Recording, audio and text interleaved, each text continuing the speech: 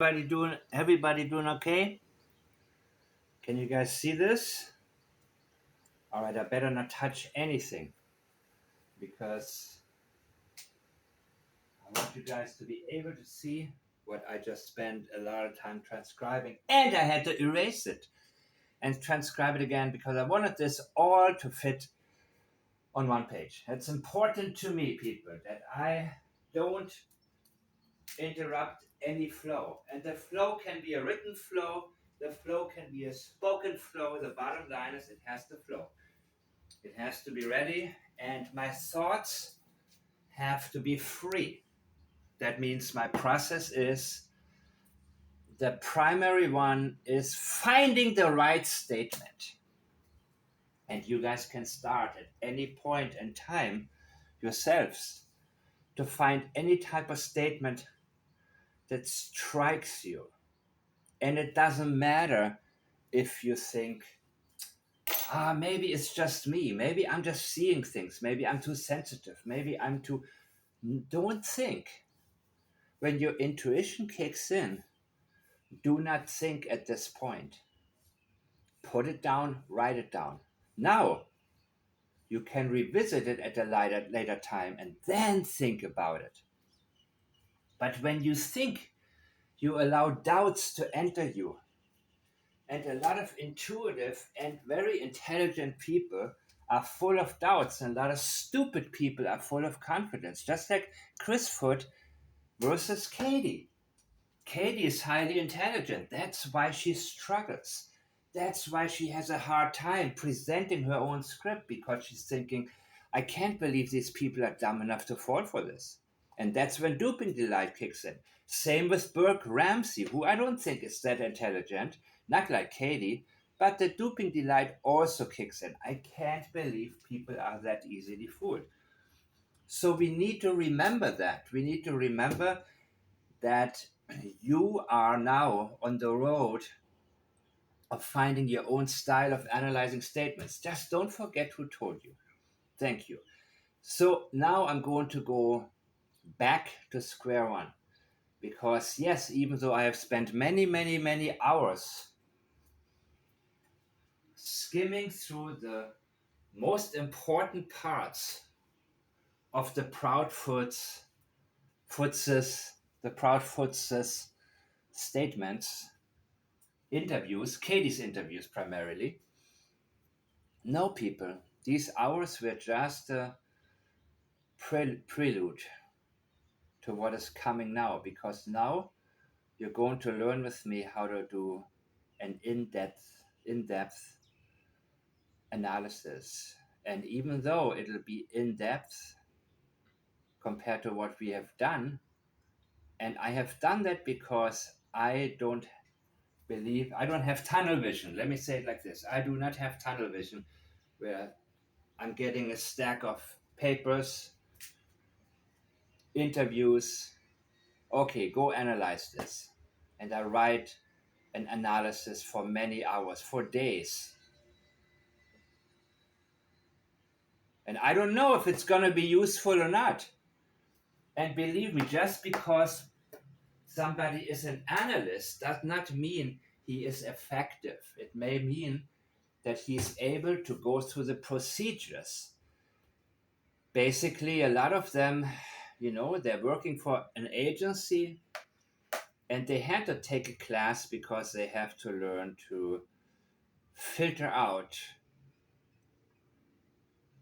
and learn where to look, into which direction. They have to learn to do that. So don't be impressed by people who try to make things more complicated than they are. And everybody that truly understands this craft is able to explain it in very simple terms. Those who overcomplicate things usually don't really understand what they're doing, and they're overcomplicating it, and they're using a lot of verbiage that you may not be familiar with because they want to keep you from realizing that what you see is all there is. They don't have They have had the ability to pass an exam, but that doesn't mean they're going to be effective in the real world. And we need to remember one thing here: statement analysis is at this point in time in society there for the purpose of assisting the agents, be it local law enforcement, CIA, FBI, and unfortunately a lot of local law enforcement and even TBI. You know, you there are such limitations and so little transparency and so many lies allegedly. But I want you also to be more courageous, as I have to be every single day, because it's very easy to go with the flow. And sometimes you need to trust your intuition and just go for it and say, you know what? I'm speaking the truth now. Even if everybody is going in the wrong direction. And people have tried to attack me. I don't go for it. I just get rid of you. I have no time. I invite any type of criticism that is based on statement analysis. I invite it. I invite scrutiny because every single statement, every single analysis has to be able to stand the test of time and the test of criticism. But what I see a lot are attacks all over the place, and you cannot focus on them. You have to be steadfast within your analysis, knowing that what we are discovering is the actual truth. And now a lot of people are coming on board and doing the same thing. But guess what? We have already done it on this channel a long time ago. I have even written out the most important part, the worst part,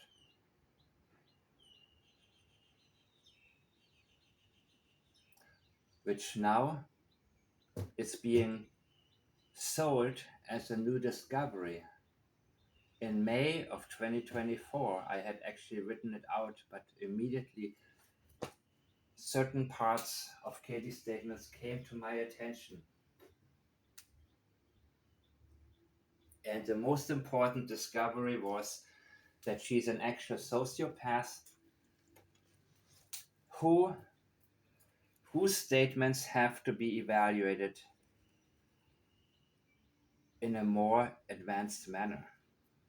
Because people who are sociopathic are able to lie and beat polygraphs. Lying is second nature and has become second nature. So now I'm going to play to you Chronicles of Olivia. Remember that one?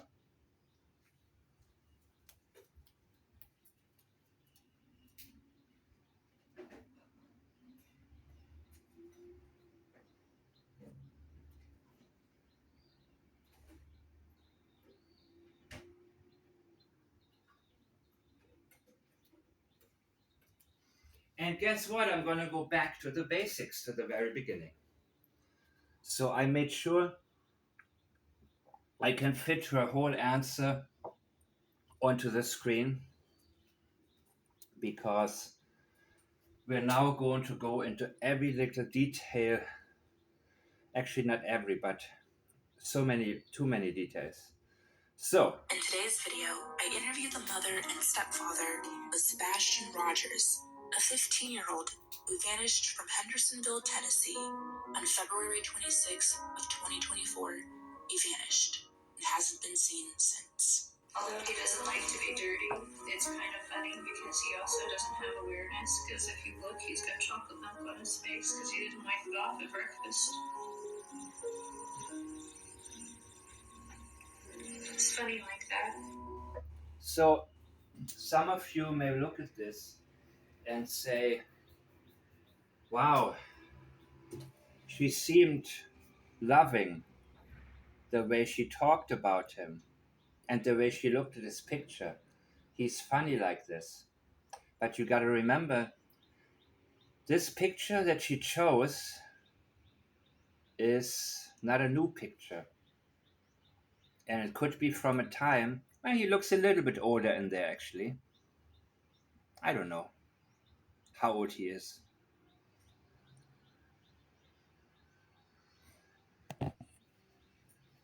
Actually, I don't know for sure. This one here.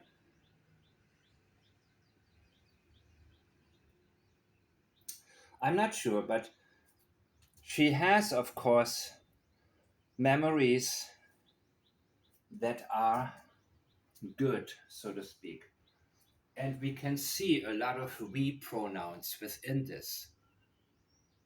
But also, you will see there are so many we's in the beginning, and then there are none towards the evening.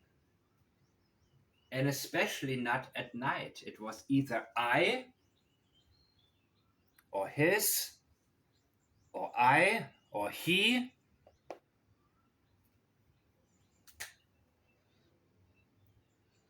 There was no more we towards the end of the evening. She's had it with him at that point. She was done. He came out of his room. Everything is, he did this and I did this. And I heard some noise and I was like, there was no more unity, people.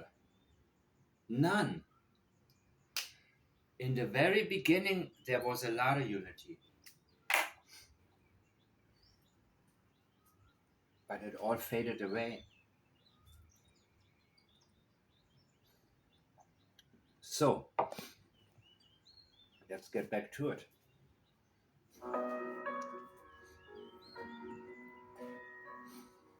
Okay.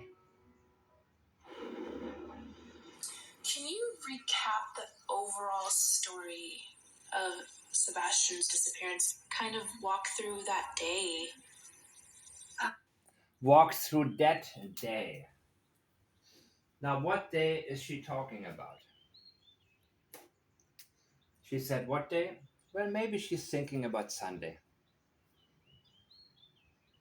But I would think, actually, Monday morning, when he supposedly had disappeared, right? So, let me see. Looking at some of your messages.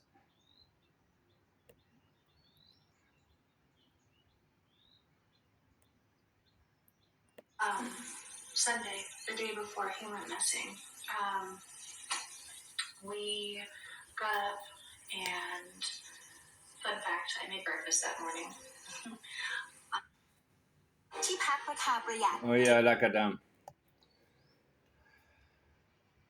What the hell, man?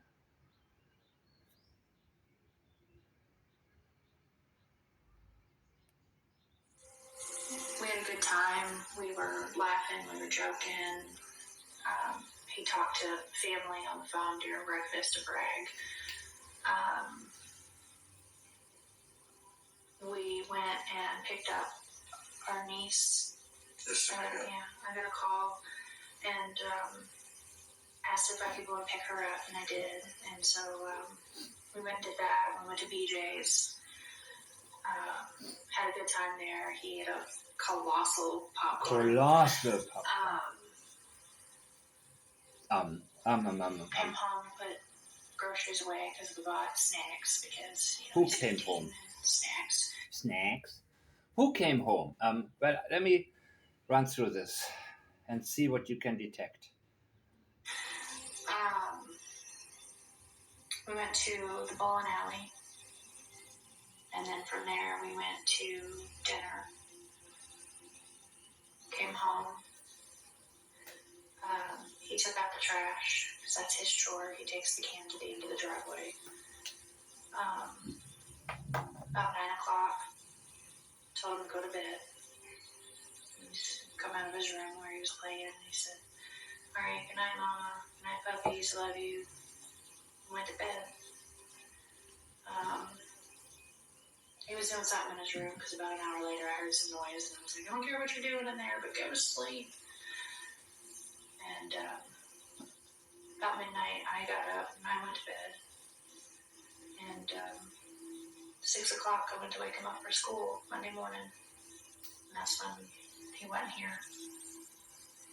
In today's video, I interview the mother and stepfather of Sebastian Rogers, a 15-year-old who vanished from Hendersonville, Tennessee on February 26th of 2024. Can you recap the overall story of Sebastian's disappearance? Kind of walk through that day. Sunday, the day before he went missing. We got up and, fun fact, I made breakfast that morning. So right away she's saying Sunday, the day before he went missing. Now the problem is he was last seen on Sunday, last seen alive on Sunday, but immediately she wants to create a narrative that the Sunday is the day before he went missing. He did not go missing on Sunday, because she talked about the interview, Olivia talked about the day of the disappearance, right?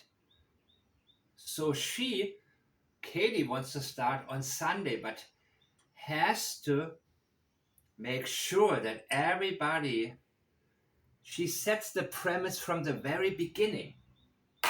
The same way when she wrote a script for Melissa, because from the very beginning, she says he walked out of the house. And now let me tell you a whole big story about it. Katie is very meticulous. Chris is winging it. No, I didn't say that.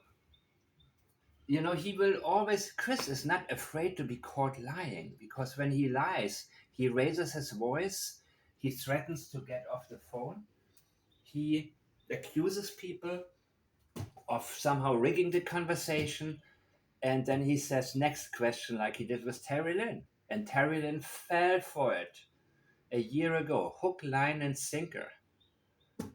She tried to portray herself as a strong woman, but she is very weak, because she wasn't even able to continue her line of thought within this particular interview.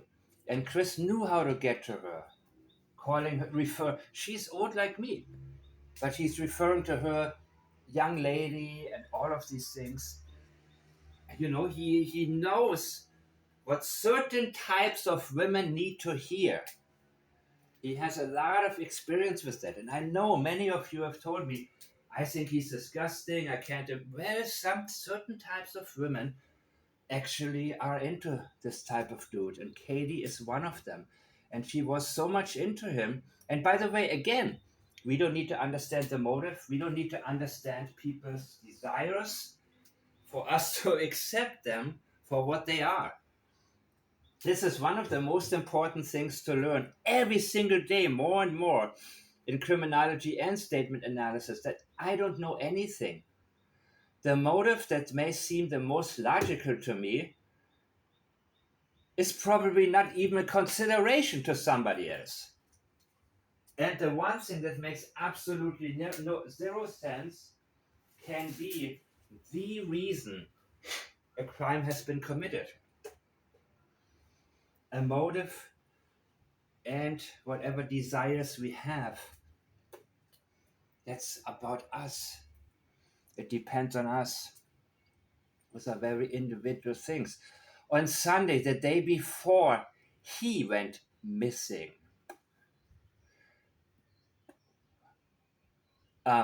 we got up. Everybody gets up. You have to get up. But this is the last time Sebastian got up with her, that they got up together. So this is something that is going to be implanted in the back of her mind. We got up. Sebastian was still okay. Sebastian was alive and well, or as well as he can be growing up in that household. And fun fact, now you're gonna keep it light. You see, there is zero sadness in her about the situation. As a matter of fact, she doesn't like to have to portray the sad woman, the sad mother. It is in contrast to the relief both her and Chris are feeling right now, because for the first time in a long time, they have absolutely no tension between them. And that is because the person that they considered the reason for their tension before is gone, and that is her son. What was their concern? To get away. They wanted to get away. They went to Mississippi. They took a break. Suddenly, they are free. They don't have to worry about Sebastian when he's coming home from school. None of that. And again, in this house, for the last 2 or 3 years, they've been there, and they moved there during the COVID time, which of course was a time of isolation. But they kept him isolated after that too, because they felt comfortable with that. Because by the time that the COVID restrictions were starting to be lifted, new sets of abuses have already taken place, and new patterns have been created, where Chris probably became more violent with him because they were in this new house. There was nobody out there to play with Sebastian. Nobody really knew he existed or didn't know much about him at all. So that was likely when the Proudfoots said, look, we have our dream house now, but we are no longer striving to get our dream house built because we already have it. We have already bought one.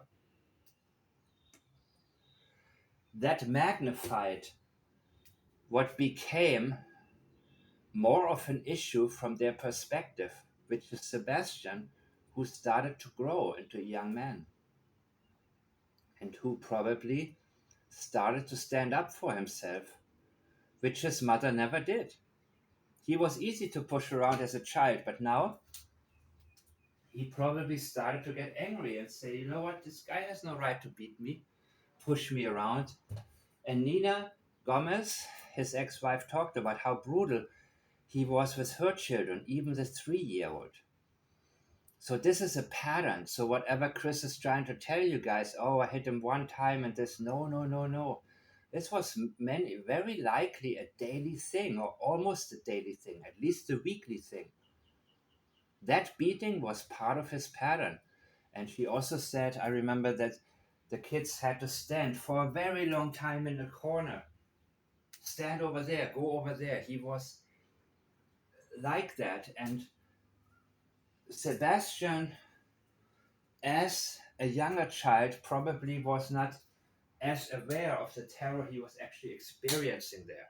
Many times it comes out later in life because kids don't understand. They don't have anything to compare it to. He just knew every other weekend he had his dad, but his dad never stood up to Chris either.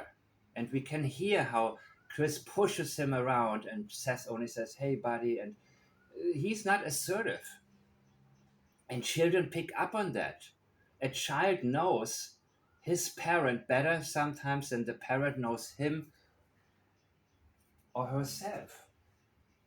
They realize, okay, now if I say something about what's going on at home, my dad will only get mad, but he cannot do anything about it from his perspective, from Sebastian's perspective. So I don't care what Jennifer Coffindaffer said or what her explanation about it is. This is what I think is the reason that Sebastian didn't feel comfortable telling his father, because he figured, you know what, it's not going to do any good. And Chris to him was like God. He can push everybody around and he's just somebody to hide from. But the problem is, on this Sunday, the day before he went missing, yes, they got up together. Fun fact, I make breakfast that morning. She's telling us that is not usual. Usually she does not make breakfast. That's why he's trying to get some snacks, because he doesn't have any real food. He's trying to get something to fill him up enough to get going for the day. That was probably his main concern. Rummaging around. Yeah, because you made him live like a dog who has to beg. You know what I mean? Of course he's rummaging around. I made breakfast that morning and we had a good time. We were laughing, we were joking, and he talked to family on the phone during breakfast. Whose family? Could that be Chris Foot? Could it be that she was talking to her husband? Because she avoids which family member he's talking to. I don't hear any names. So was it Melissa? I don't know. Um, we had a good time. Okay, a script follows after that. We had a good time. We were laughing. We were joking. I believe it. I believe that the day actually started off well. And the fact that she made an exception and actually made breakfast that morning, which was spaghetti pancakes. But I guess that's better than nothing if you don't have anything in your stomach because your body is seeking nutrition even in non-nutritious food and appreciates just whatever little bit there is in it. He was happy with that.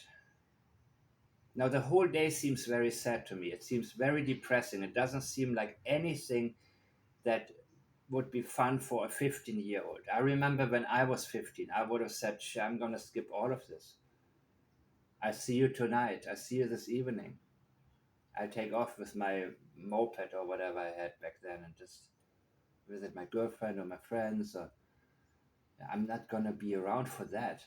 What kind of day is that for a 15-year-old? I don't care if he's autistic or not. This is not something that he enjoyed. And we will see it later because when she's going to say, had a good time there, the pronoun is no longer there. She can no longer say, we had a good time. Because who had a good time? Who is she referring to? Probably the niece.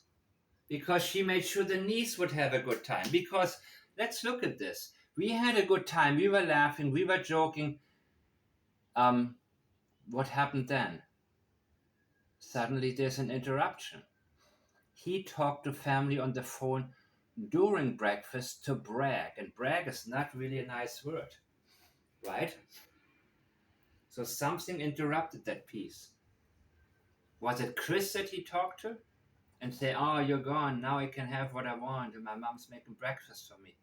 And is that why Chris got angry over the phone? We went and picked up our niece. Who's our niece? She is not Sebastian's niece. Then she looks at Chris. This is Chris's niece. I think Melissa Proudfoot's daughter, right? I don't know how old is she, by the way. I didn't really pay attention to all of that. I don't tune into anything really. So a lot of the bits and pieces that you guys have, I don't have that information yet. So I'd rather get it filtered down from you so I don't have to rely on 2 hour lives to get 20-second information. Our niece. Yes, she is now referring to Chris because Chris was on the phone. Chris is present right there during breakfast. Our niece. Nothing to do with Sebastian anymore. The moment that he talked to family to brag, something took place. There was an interruption of that flow, of that joking.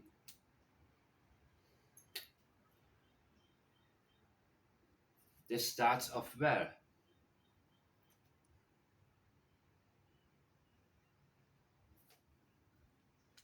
Fun fact, I made breakfast that morning. We had a good time. We were laughing. We were joking. I believe you. I believe that's how the day started out. I believe that the fact that Sebastian, for a change, had something in his stomach, so much so it was such a surprise for him that he actually felt the need to brag. And if he bragged to the wrong person, that could have triggered a whole new set of negativity. He talked to family. It's important to notice she doesn't say we. He talked to family on the phone during breakfast. That is significant. To brag, that was on him. So there's a blame, there's a tone of blame right here. And that's all him. There's no we. There's no we talking to family. But we went and picked up our niece. Chris is present in this. That could have been that Chris on the phone said, why don't you go pick up my niece and take her somewhere because Melissa needs a break, or maybe Chris was angry over the phone already with Sebastian, thinking, oh my gosh, I'm not there to whoop him again. And then he's thinking, oh, I don't know if I'll ever get to whoop him again because now CPS is closing in and they're going to ask him, and he's no longer too scared to lie because they now encourage him and told him, this guy cannot touch you, dude. I don't care how big he is. He cannot touch you. You tell us and we will arrest whatever they said. There's a reason he wasn't there for 3 weeks. Yes, the reason can be that he has another woman up there and doesn't want to come down there. Maybe that's the case. Maybe he, I don't know, but I would rather think he is the type that has a plan when it comes to women. He wants a woman that has a very nice house, has a good income, so he can be elevated to a status he by himself couldn't necessarily accomplish. So when there are rumors that he was dating some bartender up there, no, I don't care if she was more attractive than Katie or all of that or whatever. No, I think he is the type that actually prefers a woman who got something going, who got more going than he does himself. Which is also why he was pushing Nina around. But he cannot do that with Katie because Katie got the financial power over him. Katie cannot be pushed around by him. She lets him push and boss around or be his own self. Many of you call that narcissism. I don't really know what narcissism is, but I don't use that term. I try not to, because it's been overused so much. He has a way about him, but he doesn't overstep it in terms of getting into Katie's space. He is as so-called narcissistic as Katie allows him to be. And she allows it because she has to keep him. She wants to keep him. That's priority. Katie is all about keeping her husband and keeping him happy enough to stick around. That is Katie Proudfoot's priority. And it's been like this, even when Sebastian was little. But at that time, it was much easier for her, for them, to keep Sebastian down. He talked to family on the break. That's on you, dude. She didn't like that. She felt it was probably in your face, tacky, abrasive, I don't know what you want to call it. But then we went and picked up our niece. She doesn't say we picked up our niece. We went, and there has to be extra effort expressed. Extra effort, okay, we went. She didn't plan to do that. She did not plan to pick up her niece. She probably had plans alone with Sebastian. She did not. This was her day off. And her and Sebastian, I think, when they were by themselves, they had a certain flow, a certain understanding. They got along. Only when Chris came in between, that's when Katie Proudfoot grew cold as ice towards her own son and completely forgot about his feelings about his well-being and everything. But there was a certain connection they had, and I do believe she actually wanted to spend a day just with her son, maybe go swimming, who knows what, but he's familiar to her. Just a stress-free day, not drive around and pick up family and do all kind. No, I don't think she wanted to do that actually. Our niece. Then she looks at Chris, and Chris goes, "Oh yeah, huh?" And then she says, "Yeah, I got a call. I got a call from whom?"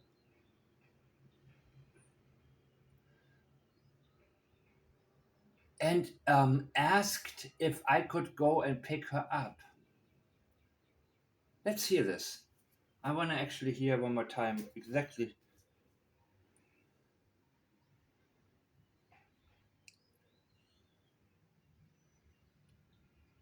We had a good time. We were laughing, we were joking. He talked to family on the phone during breakfast to brag. We went and picked up our niece. I got a call and asked if I could go and pick her up, and I did. And so we went and did that. We went to BJ's. Okay, so yeah, I got a call and asked. Who asked? Did somebody ask you, or did you ask her if you could go and pick her up? This makes me think she's saying this after she already went and picked her niece up, or their niece, her and Chris's. This is not her niece, this is Chris's niece, hers by marriage. This was Chris's decision. He may have called Melissa and said, "Call Katie. Call Katie now." And maybe he told Katie, "Why don't you go? Why don't you ask her? Why don't you get my niece also on board? Do something for her." Because Sebastian was on the phone bragging about probably provoking him from his standpoint, from his point of view. Sebastian was getting fresh with them. This is how a primitive mind thinks. He doesn't think, okay, this boy, he has never had good nutrition. He hasn't had any for a long time. He's happy, and now he's going overboard and bragging. And Sebastian lived in the moment. You know what I mean? He enjoyed the time with Seth. He probably didn't think about the horror that was waiting for him at home. And at that moment, he's just happy to have his breakfast, man. To sit there and his mom serving him. And he doesn't have to rummage through the cupboards and look for, wind up eating snacks because he cannot find any real food or doesn't really know how to prepare it properly. This was a special thing for him, sad as it is. That's how sad his life was. This was a highlight. This was something for him to brag about. Because he didn't have a life. They took that life from him. Literally, eventually. That was a process. To just drain life away from this boy. To brag. We went and picked up our niece. Yeah, I got a call. Now she's going back. I got a call and asked if I... So this is like a mind game. This sounds like a mind game to me, that he maybe asked Melissa, "Why don't you call her? Call her now." And he told Katie maybe, "Why don't you, you're taking care of this boy and he's giving me lip now over the phone. Why don't you do something good and pick up my niece and help my sister?" So maybe Katie did ask, "Could I go and pick up your daughter?" She says, "And I did." That's not necessary. And so we went and did that. That is so extremely not necessary. And again, the same way she said, "I jumped into the car and I drove and I drove." This is a chore to her. The act of doing that, the act of having to pick her up, that was not something she planned. Chris was getting upset and she was scared to lose Chris. Every single phone call that she and Chris had together that was gold to this woman. She needed him in her life. She was nothing without him. At least that's how she felt. So she is blaming her son for bragging to Chris, upsetting him. And that's Sebastian's fault because now she has to go and pick up her niece. What about Katie's relaxation day? She has a job that requires your brain. Of course, being what does he do again? A crane operator that probably requires, you know, as much brain as Chris can muster up. But the thing is that what she does is something that you need to also de-stress from. It's not just that you need to be smart for this kind of job or have a certain level of intelligence. You have to deal with people. And she didn't have a break. And that's what she's telling us because that was not something she wanted to get involved with. Yeah, I got a call. She's avoiding. Who called her? She already talked to family. She already talked with Chris. And now Melissa called her. Yeah, Chris said, I should call you. Okay, can I go pick up your daughter now or what? Yeah, okay, fine. And I did. And so we went and did that. There's still unity with Sebastian. And guess what? I believe she was looking forward to an easy day with her son. And even though her son was in the way of her relationship, he's familiar territory. She knew how to handle him. It's different when you have other people's children. The unexpected often takes place. We don't know how they react to anything. So in this particular case, no. This was a chore. This was work to her. But she did it. And she's telling us, we went and did that.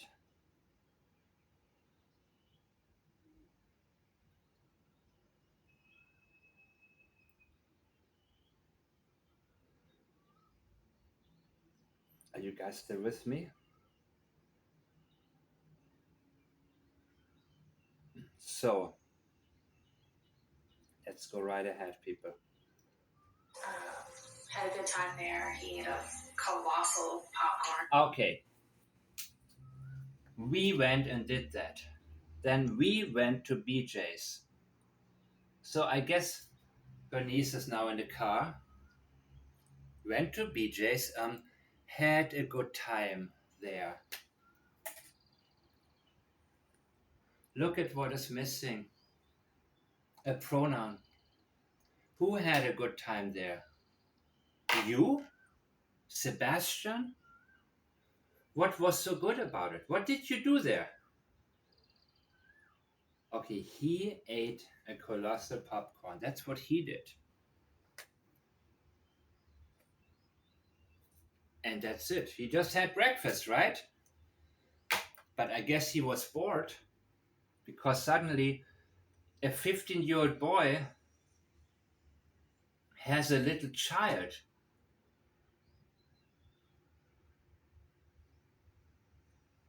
He's 15 years old and he's spending his... How old is this girl?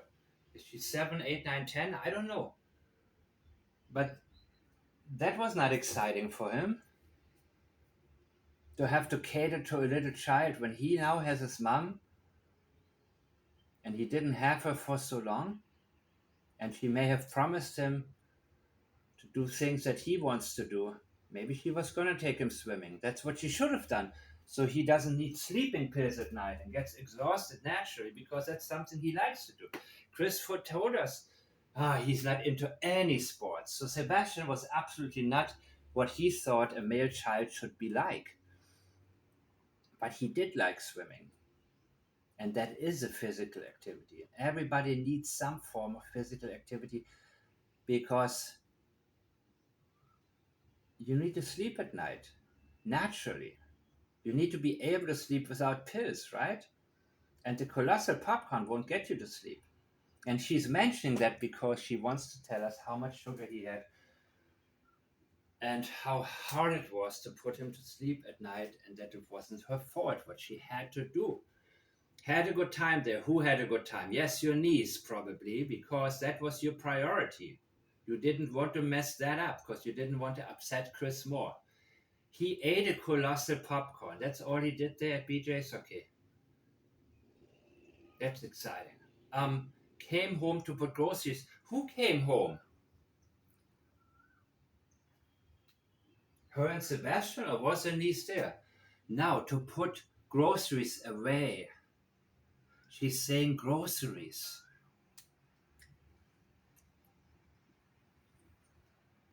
Because she wants to avoid something. Because. Why do you have to tell me that you put groceries away? Because we bought snacks. Oh, so there's a reason.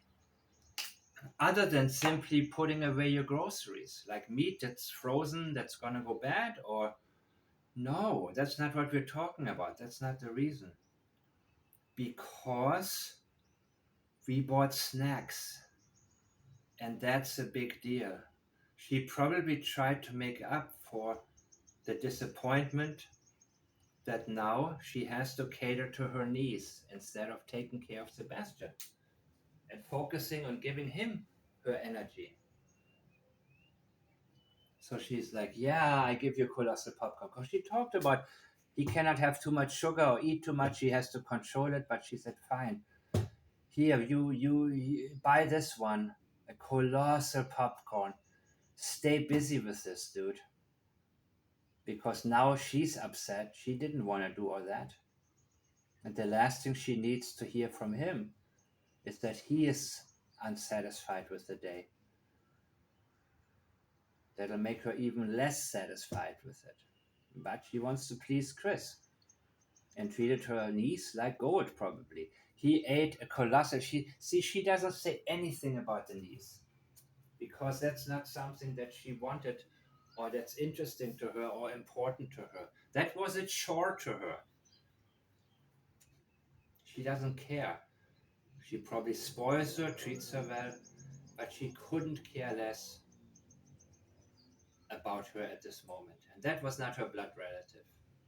That was by marriage. She was with her son. That's where the maternal instinct should be going. Yeah, I gotta call him, ask him. We went and did that. We went to be. He ate a colossal popcorn. And look at all the came home to put groceries away because we bought snacks. Because you know.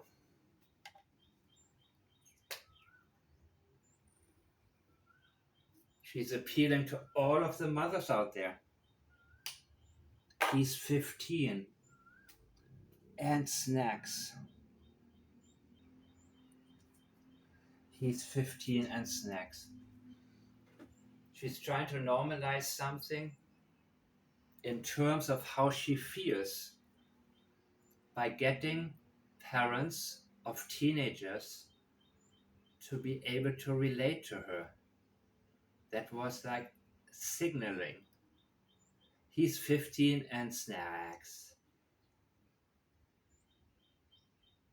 She's telling us there was already tension. We bought snacks. He is 15. She had to get the snacks away from him because he probably asked. Maybe he started opening some chips and whatever and started eating. And she said, oh my God, this boy ain't gonna be able to sleep tonight at all. Which, of course, you don't really, it's not, in my opinion, a good thing to, raise kids based on restrictions. You can't. Find something good to do instead. If he likes to swim, take him every chance you can get. And while he's swimming, you can hang out there in a coffee shop or be on your tablet and work on some, prepare for, you can, but do what your child by nature wants to do. Just because he didn't like to do team sports, just because he didn't want to play football or baseball, we are born with the need to be physically active, which is why he liked to swim like a fish. But again, I don't know if they took him swimming on a regular basis, and I highly doubt it. But for some reason, they need to mention it now again and again. And I've mentioned that in a previous analysis about equally dissolved. The water, the acid gases into thin air. They talked more about him swimming or being in water than he probably was in the last 2 or 3 years. And so we went and did that. We went to BJ's and had a good time. Okay, to put groceries away. She calls them groceries, but now she's telling us the problem was not groceries, it was snacks. She had to get the snacks away from him. You know, he's 15 and snacks. And we went to the bowling alley. Who's we? Is this the niece also? And he didn't go bowling. They didn't go bowling. They went to the arcade, right? Or what did they do there? This was a very boring day, very boring afternoon. You see, now the we is going to stop. And then from there, we went to dinner. And this is the last we. There was enough unity, and there's also a change that this may have included the niece, whatever her name was, and from there, she's avoiding what happened at the bowling alley. She's avoiding what happened at BJ's other than the colossal popcorn. Was there an argument because he was already upset? Mom, I thought we were going to go swimming. Mom, I thought, now I want some snacks. Give me, trust me, I know how my daughter is when I have a change of plans. And the moment that I have the change of plans, and I avoid it as much as possible, but it happened a couple of times, immediately, can I get a toy? Can I get candy? Can I get this? Can I get that? Immediately. I'm not happy, so make me happy. And you see, I'm not changing my plans because I want to. It was probably, it was work related. It was something that I had to do that I already had my mind on. So yeah, I get it. And at that point, I am also like, okay, yeah, I don't want you to eat candy, but here, just go ahead, go ahead. So I think that's where it was headed. That's why she didn't restrict what he was eating, which she normally did, because he had reason to be upset, and she was upset too, and she didn't want to hear anything out of his mouth because she didn't plan to do that. And she blames Sebastian for bragging to probably Chris, upsetting him. I'm gonna ask Melissa to call you right now. I would love to see these phone records. I can guarantee you that's exactly what we will find. And you're gonna ask if you can pick up her niece, because I'm tired of this boy. If you want to be with me, then you blah blah blah. Yeah. He's 50. Okay. They went to the bowling alley. They didn't go bowling. She avoids everything that happened there. And that's for a reason. From there, we went to dinner.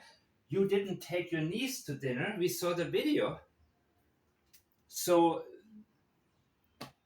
the niece just faded out. Okay, the chore was over. She doesn't feel the need to say, I took her home. She was happy to get rid of her niece. That was not her choice, man. And why would it be her choice? Why on her weekend does she want to watch Chris's niece on her day off? Unless she really felt such a need to please her husband. Yes, And then she says, came home.